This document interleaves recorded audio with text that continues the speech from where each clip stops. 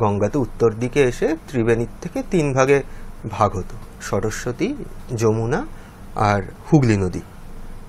বলা হয় যে একসময় ওই যে ভাগীরথীর যে মূল জলধারা সেইটা প্রবাহিত হতো সরস্বতী নদী। তারপর একটু ভূমিকম্প বা বন্যা বা পলি পড়ে যাওয়ার জন্য সেই কোর্সটা শিফট হয়ে যায় হুগলি নদীতে।